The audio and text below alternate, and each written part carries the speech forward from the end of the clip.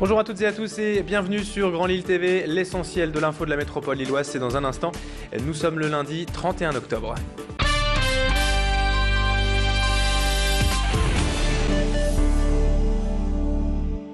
Chaque 31 octobre, c'est l'éternelle question, quel déguisement choisir pour la soirée d'Halloween? Si vous n'avez pas encore arrêté votre choix, rendez-vous dans ce grand magasin de location de costumes situé dans le quartier de l'Île-Five. Dents de vampire, faux sang ou encore chapeau de sorcière. Ici, les clients trouvent leur bonheur pour tenter d'effrayer leurs proches. Vous vous déguisez en quoi pour Halloween? La veuve joyeuse. Ça fait pas peur, mais c'est très dangereux. Voilà, c'est plus... c'est une dame qui empoisonne ses maris pour hériter, en fait. Squelette. Pourquoi en squelette? Parce que c'est mon déguisement préféré.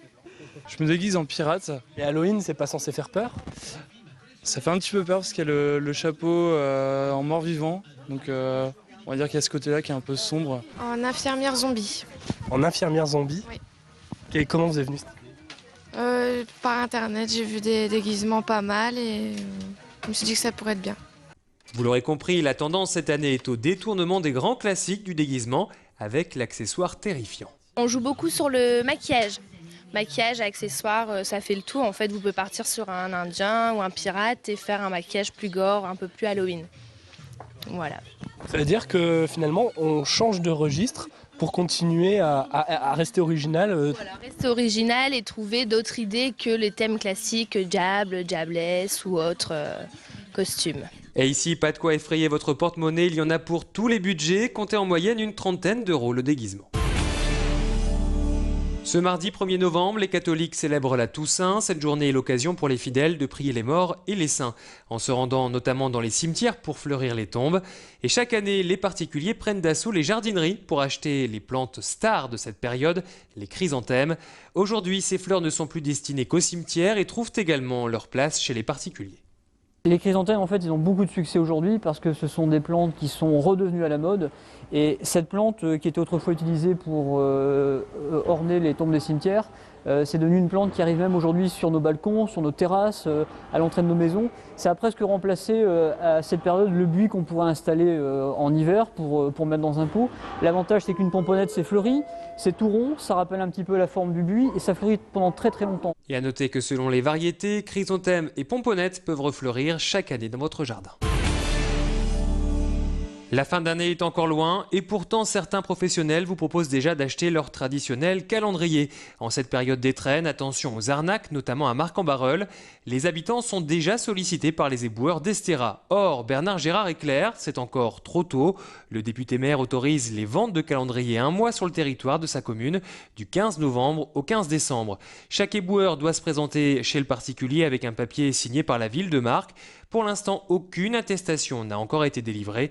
Certains professionnels peu scrupuleux se présentent avec le document de l'an dernier pour toucher leurs étrennes en avance. Je pense qu'il ne faut pas donner à ceux qui viennent avec des lettres qui sont des lettres de l'année dernière, car ce ne sont pas forcément les mêmes salariés. Moi, j'attends d'avoir la liste. On m'a dit qu'elle allait parvenir tout prochainement à la mairie. Je ferai immédiatement les lettres pour que tout cela, que chacun se sente à l'aise et que ce ne soit pas, comment dirais-je, quelque chose qui soit incompris de notre population, qui soit reçu comme une espèce d'agressivité.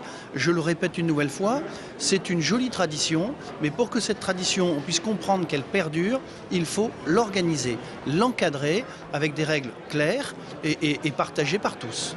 Et face à la recrudescence des arnaques, Bernard Gérard avait interdit purement et simplement les ventes de calendriers il y a 2 ans.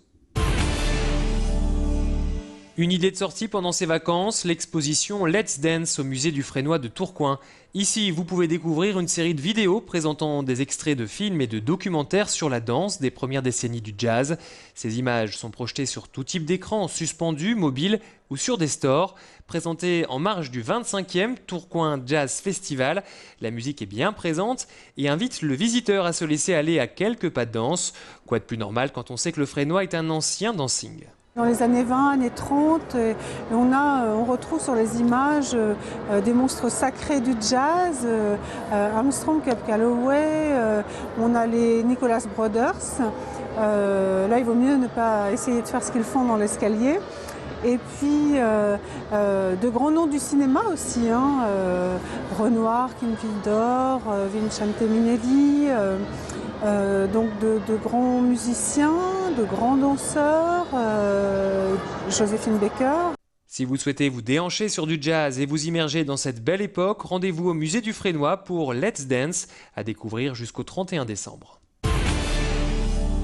Maude Chatman, retenez bien ce nom, c'est peut-être celui de la future Miss Nationale. Début octobre, cette Lomoise de 22 ans a été élue Miss Artois Cambrésis-Hainaut 2012 et va concourir pour l'élection de Geneviève de Fontenay. Au départ, Maude souhaitait être coiffeuse, mais vers 16 ans, elle a été repérée par une agence de mannequins pour qui elle travaille aujourd'hui. La jeune femme souhaite mettre toutes les chances de son côté pour décrocher la couronne de Miss Nationale. Pour me préparer, c'est plus physiquement. Plus faire du sport pour être au top, quoi, même pour être en forme, c'est important. C'est juste une expérience à vivre. Mais non, si je ne suis pas élue, c'est pas grave. Maintenant, c'est sûr que je me donnerai à fond pour y arriver. C'est sûr que si je le fais, c'est pour gagner. Je ne sais pas si ça va m'ouvrir des portes, mais maintenant, oui, mon avenir, je le vois bien dans le mannequinat, peut-être le cinéma, je ne sais pas si c'est possible, j'aimerais bien. La prochaine Miss Nationale sera-t-elle ch'ti? Réponse le 4 décembre prochain, le soir de l'élection. C'est la fin de cette édition. Merci à vous de l'avoir suivi. Dans un instant, la météo et l'infotrafic.